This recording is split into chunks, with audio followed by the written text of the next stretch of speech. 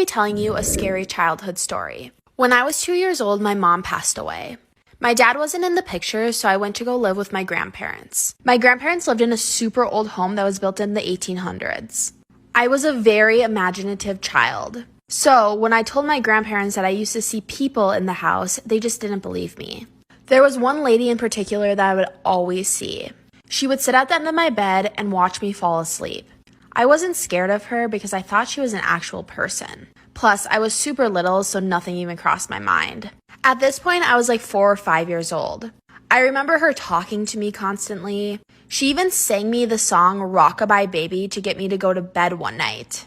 Every single day when I would get home, I could see her in my window. At that point, I thought she was just waiting for me. She just wanted to be my friend, right? But as I got older, things started to get really weird between me and her. She wasn't this nice lady anymore. Stay tuned for part 2.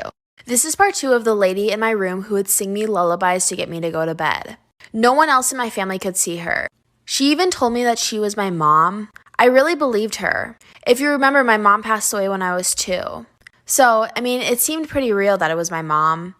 I didn't really remember what my mom's face looked like when she passed away. And this lady, could be my mom. She continued to sing me lullabies every single night when I would go to bed. She would always be waiting for me in the window when I would get home from school. But I figured out pretty quickly it wasn't my mom. My mom was a sweet, kind-hearted person. This spirit was evil. She would get mad at me every single time any of my friends would come over. She told me she could see my future and that I was going to go to hell after I died in a car accident. It scared me so much, but no one believed me. It got to the point where I never even wanted to go in the car because I thought I was going to die. She convinced me I was evil. Stay tuned for part 3. This is part 3 of the lady who used to sing me lullabies to get me to go to bed. This spirit was evil, and she started to convince me that I was evil too. She convinced me that I would go to hell because I was a horrible child, even though I wasn't. She convinced me that every single person in my life hated me. She even started to control my dreams, and I would wake up every single night screaming at the top of my lungs from a night terror, and she would be sitting at the end of my bed. This went on for years. When I turned 9, my grandpa passed away. And because it was a really big house, me and my grandma moved to a different house. And the evil spirit was just gone. I never saw her again. But was she really gone? When I was 15, I went to a psychic. The moment I walked into the room, she could feel a dark energy enter the room. She told me that someone was following me every single step I took. And when she said that, I knew exactly what she was talking about. After that, I went to a medium, and after many sessions with her, the dark presence was finally gone. Hi, this is a story from when I was like 6. Please keep me anonymous. It was after school on a Friday. I was in my bedroom playing with my Barbies and Ken was cheating on Barbie with Princess Tiana. My sis, who is 5 years older than me, said, "Don't play like that. How do you even know about cheating?" So I said, "That's for me to know and for you to find out." She said back, "I'm telling mommy." I said, "So what?" And I got into big trouble. Then I decided I wanted to get back at her, so I annoyed her and she hit me on my face. I smiled at her and then I started to scream and cry. I lay on the floor and my mother came running out of the study and said, "OMG, what happened, honey?" I told her I was playing with my sis and she hit me. Then I forced out more tears. Then my sister got grounded and a whooping. I don't feel bad at all. Benefits of being the youngest sibling, lol. This is a story of how my bestie got catfished by my dad. Okay, so me and my bestie were looking at an app, then we see a hot dude. My bestie instantly falls in love. After 5 months of chatting and calling, they decided to meet up. As her best friend, I had to go with her. I sat 2 tables away. Then I see my dad dressed up like he was going to a wedding and asks, "Is this Sandy?" My heart dropped and I laughed. When I said I laughed so hard I fell out of my chair. Almost the whole restaurant looked at me. Even the workers. I told my mom and she kicked him out. Story time. One time I was at a sleepover with my friends. Let's call them Kayla and Emily.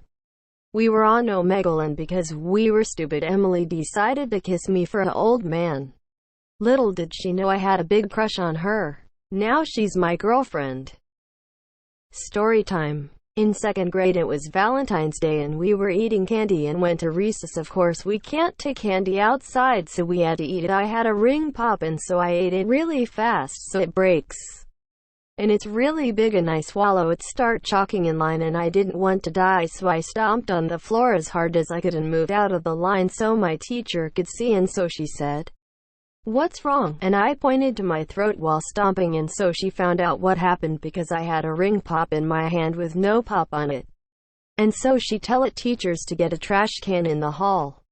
She brought me in the hall while the kids were in the room and started doing the Heimlich on me, and you threw up with a pop in it and couldn't talk much too. We went outside and people were gathering by me asking, and I said my throat hurts. I felt like I almost died.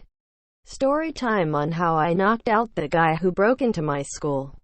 I was in year 8. I was sitting in class, then the alarm went off. Me and my friend were screaming ah. The teacher was like, "Everyone blinds down, in the corner now." I screamed at my classmate, "Get down, you idiot." The man heard us and came to our classroom. The door opened because he kicked it down, so technically, he broke it. I saw a fire extinguisher in the corner of my eye. I grabbed it and the man was screaming at us. He had a knife. I was behind him. My class was screaming and looking at me. The guy was like, "What the F you all screaming at? I'll kill you all." And I ran up behind them, smashed the fire extinguisher over the man's head. It went bonk, and he fell. He was knocked out and the police got there in time to get him. I was so proud of myself, lol. Story time about how I cheated on my boyfriend because of a dare. So I started dating this guy, I'll call him Johnny, not his real name, but anyway, he told me that he liked me and then I kind of got feelings for him. The next week he asked me to date him. OFC, my brain thought, why not, I kind of have feelings for him. So then I said okay. That night after my band lesson, by the way I play clarinet, I went home. We started talking because he gave me his number at school. All of a sudden that B says, "Sorry to break your heart, but it was a dare."